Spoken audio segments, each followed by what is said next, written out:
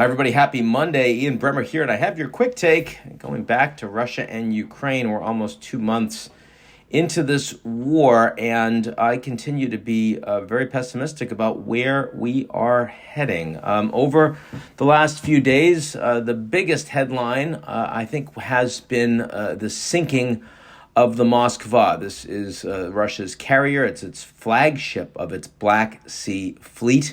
It is the worst naval combat loss that Russia has experienced since World War II at the hands of Ukraine, a country that doesn't even have a navy. Initially, the Russian government said that it was just on fire, it was an explosion, but not that it was attacked. Then they pivoted quickly to saying it's attacked. But if you watch Russian state television, focusing more on NATO and not Ukraine. How could the Ukrainians with the Ukrainian missile take out this extraordinary Russian ship? No, it must be that we're fighting NATO itself. And this has been a shift that we've seen from the Russians over the course of the last few weeks. The war is taking much longer than they had expected. Their initial efforts to, of course, take Kiev, to overthrow the Zelensky government have all failed.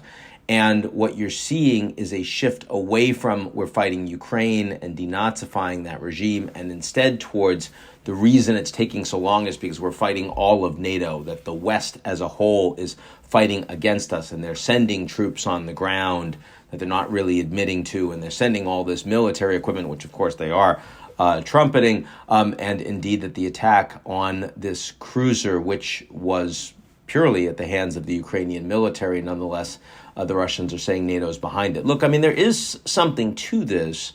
It is certainly true that NATO is providing a hell of a lot of weaponry now, and the level of weaponry has been increasing every week, both the amount, almost $3 billion in defense support just from the United States, and a lot from almost every corner of NATO, and also increasingly offensive weaponry. So we're now talking about switchblade drones, we're talking about helicopters, we're talking about tanks coming from a lot of different NATO countries. And that plus intelligence support real time on the disposition of Russian forces is making it easier for the Ukrainians to beat back the Russian invaders, both outside of Kiev, but also even in terms of in the Black Sea and in southeast Ukraine.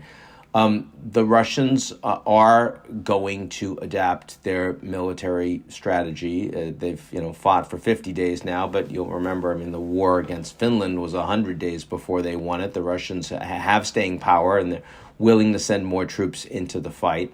I think that the danger here is that the Russians, that the Ukrainians and the West increasingly believes that the Russians can indeed lose.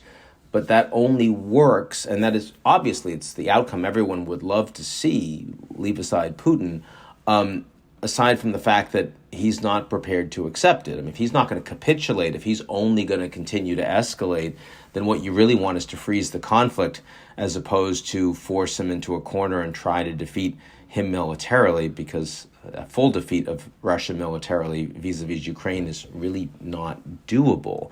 Now, what the Russians want right now, what they're looking for militarily on the ground in Ukraine, really four things. First, they want to take all of the Donbass that they've recognized as independent. That is, frankly, 2/3 more territory than they had been illegally occupying from 2014 until the invasion started in February. They want a land bridge that they've more or less taken, and this is why Mariupol is so strategically important for them. They continue to fight 6 weeks on, building to building inside Mariupol, a land bridge between the Donbass, connecting it with Crimea. They want this city of Kherson, which is critical because that is what allowed the Ukrainians to cut off all the water to Crimea from the mainland once the Russians illegally annexed it. They control Kherson. They can't. They'll have the control of that infrastructure. The Ukrainians will not. And finally, some buffer territory to hold all of that territory comfortably. That's what the Russians are trying to accomplish in this phase 2 of their special military operations, as they call it, a war, certainly. Whether or not they can accomplish that by May 9th, which is Victory Day, increasingly I am skeptical. Increasingly, I think they can only accomplish some of it. They'll have most of Luhansk, but probably not most of Donetsk at that point.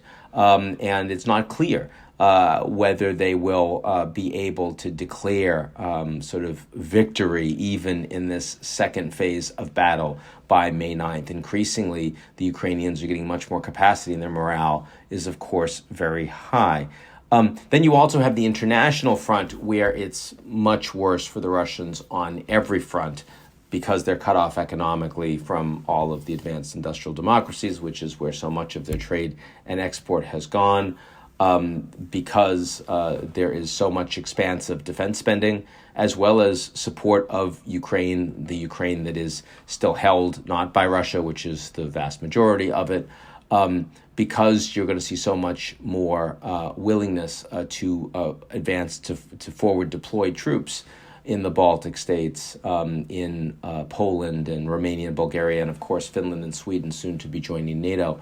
All of this means that internationally, Putin is losing and losing badly. So, I mean, the big question is, therefore, you want Russia to lose, but how badly do you want them to lose? Or should I say, you want them to lose how badly? Do you want them to lose all the territory that they've taken in Ukraine from 2014? Because if you do, what happens if that makes them much more likely to use scorched earth tactics against Ukrainian cities and a lot more Ukrainian civilians die? What if it makes them much more likely to use chemical weapons or even tactical nuclear weapons, as we've heard from President Zelensky himself warning over the weekend? Internationally, how much do you want the Russian economy to be destroyed, given the actions that are being taken? None of this is easy.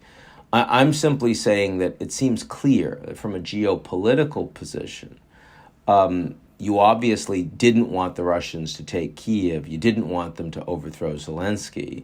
But it's not clear that pushing them into a position where the only choices they have are capitulation or lashing out is a much more stable outcome, certainly for NATO. I understand why it's a more stable outcome potentially for Ukraine, but we're moving towards that scenario, towards one where Putin has to make increasingly difficult and dangerous decisions, and everything we've seen so far implies that he's willing to do that, in part because there's very little downside for Putin himself. I mean, if his country's already been cut off economically by the G7, if he's already an international pariah from countries that aren't going to invade him directly, they are going to be deterred in terms of his nuclear capabilities from attacking Russia, but short of that, they'll do everything.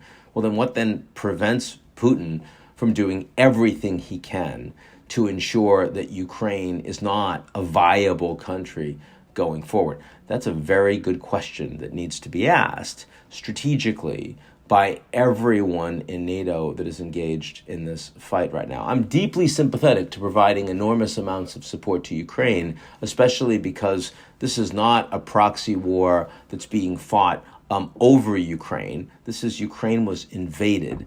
They desperately want to defend their territory, and they are begging the West for more support. So I get the ethical reasons to give the Ukrainians everything you can to help them keep their country.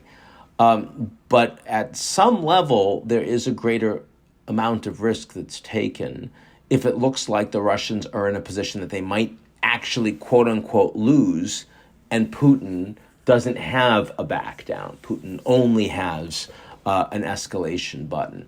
Anyway, something we're going to be watching closely over the course of the next several weeks as we near Victory Day, quote unquote, May 9th, which is going to be anything but for Putin. And as we see what this dynamic looks like, both between Russia and Ukraine and also between Russia and NATO more broadly. So that's a little bit from me. Hope everyone's having a good week, and I'll talk to you all real soon.